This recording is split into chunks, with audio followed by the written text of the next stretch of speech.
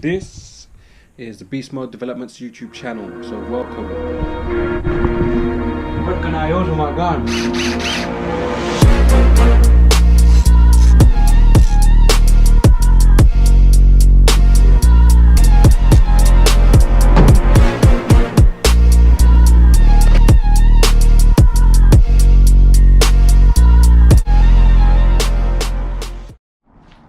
Hi guys, welcome back to another episode on the Beast Mode Developments YouTube channel. So, it's been a while. I haven't really posted anything on YouTube for a bit, but if you have been keeping up to date with our Instagram, you will see that I did manage to get hold of a donor vehicle. Not a donor vehicle, ignore me.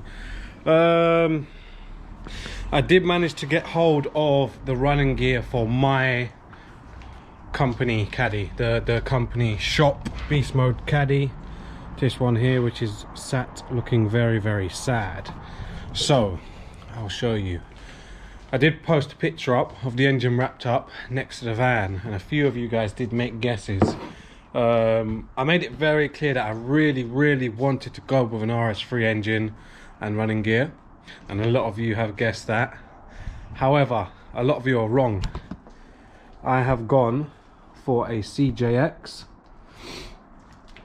So these can be found in Mark 7 Golf R's, Audi S3s, TTS's, and yes, again, as I said, you know, definitely will be going 4-wheel drive setup this time round. So today I am heading up to Aylesbury, I think it is, so not far from Milton Keynes.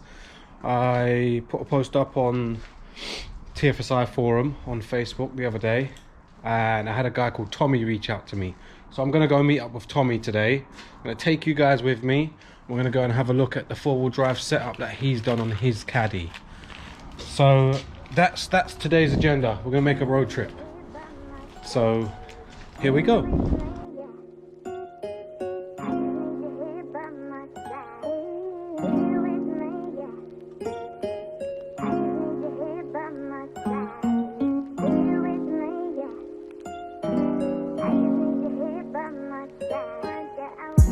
As you guys can imagine, I'm really excited to go and see Tommy's van. And I was messaging Ben earlier, and I did actually say, you know, I am pretty happy that Tommy took the opportunity to reach out to me after seeing my post. And I believe, you know, we need more people like this in the car scene, in the car community, because it is very secretive. Obviously, you know, like with the tuning game and stuff like that, back in the day, a lot of people didn't want to give away their secrets. You know, you get paid for doing the things you do. But I think some things shouldn't be a secret. I mean, as long as you're capable of doing the work, a little bit of help wouldn't go amiss. And that's why I've decided to do this vlog today on 4-wheel drive setups. So I will be showing you guys the way that Tommy and his people have decided to do his 4-wheel drive setup. And again, hopefully I can gain something from his 4-wheel drive setup, and you know, it will make things easier for me. If not, hopefully it will make things easier for you guys if you guys ever decide to do a 4-wheel drive setup. It is potentially something we look into doing in the future, so to actually be able to offer you guys 4-wheel drive setups for the Beast Mode Caddies. But obviously I want to get it nailed on the head first, make sure that I've got everything down to a T before I can actually offer that service to you guys. Hopefully we're going to be going all out with this build. I'm not going to tell you too much as of yet, but hopefully in 2021 we are going to be pushing these Beast Mode Caddies to the limit. Got a few things in the pipeline. Ben is actually doing some videoing and vlogging today. He's on the way to go and pick up some goodies, and obviously I'm on my way to go and do a bit of research.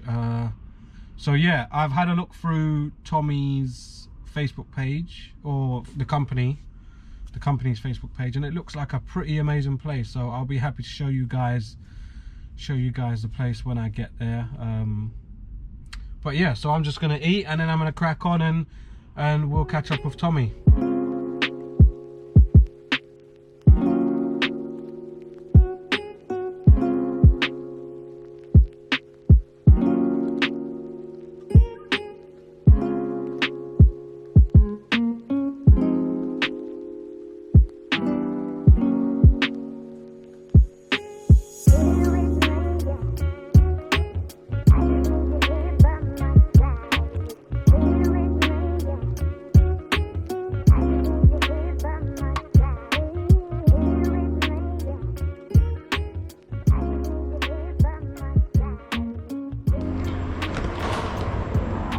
So we are now at TP Smart Repairs, waiting for Tommy to come out.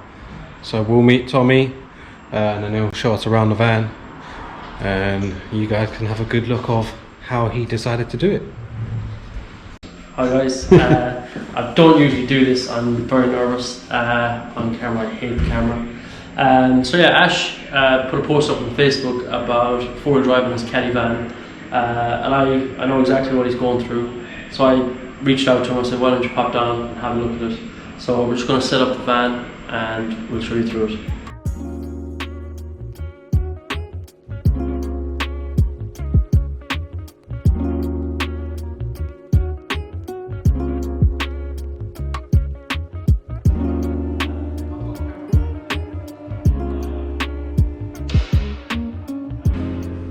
So what we've here is a bit of a concoction of bits and pieces. So the rear subframe itself, that came from a Mark V R32, Mark V R32 Haldex. In the rear we have custom control arms, they're all rose jointed on the other side. And with the 4-wheel drive system and how we got it in there, you can actually see the original chassis legs of the Caddy. They go along here, and then the new ones, they were just tied in one side of that.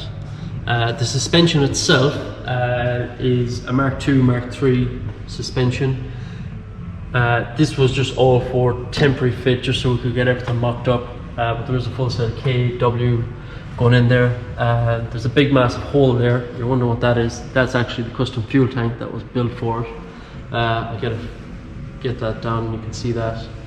And then the actual chassis legs themselves, they came out of an A3 diesel 4-wheel drive A3, and you'll have some photos of that, of how that went in. It was a bit of a nightmare to actually get everything lined up, but do you know what, a bit of persuasion got that going. We put in this here, so this will actually do a retainer for the prop shaft if it ever let loose or anything like that. It's just something, a safety feature that we put in. And if you're wondering what these bars here are for, and these holes, when we flip the car around or go in on the inside of it, you can actually see that the roll cage is actually tied into it as well, because I just wanted to have that bit of extra safety on it. And if you look through here, where the actual strut is going through, up there is the roll cage, so the top of the strut is actually mounted through the roll cage.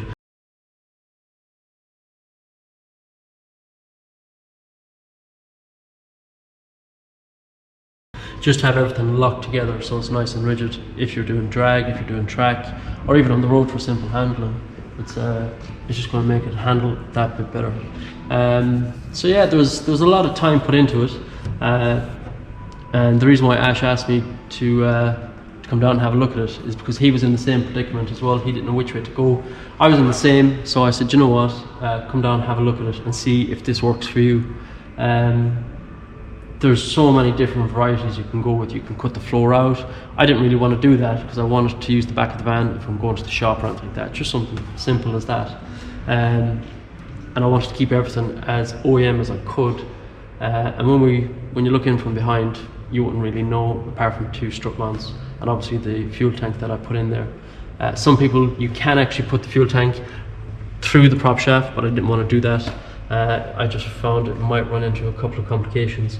So you'll see the fuel tank why I've done it that way, and just have a bit more weight on the rear of the van.